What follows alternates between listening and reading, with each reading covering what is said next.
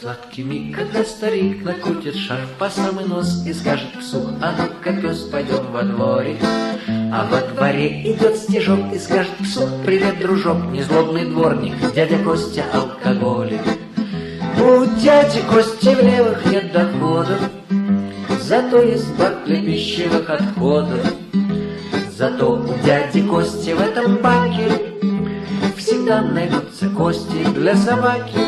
Я рассказать вам не могу, как много меток на снегу, их понимать умеет каждая собака.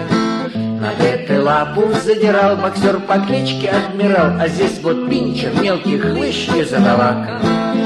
Мы дружим со слюнявым адмиралом, он был и остается добрым малым.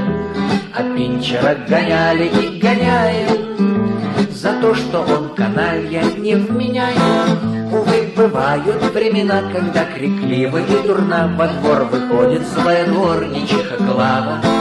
Она не любит старика, она кричит издалека, что у нее на старика, мол, есть управа.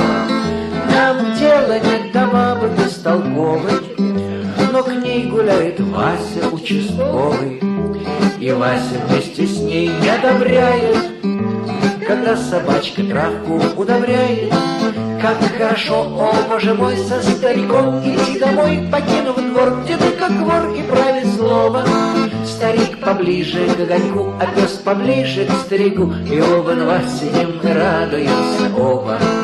Старик себе заварит черный кофе, чтоб справиться с проблемой мировой.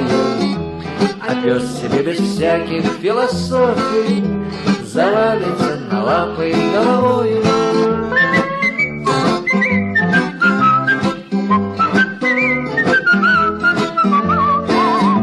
А пес себе без всяких философий завалится на лапы головой.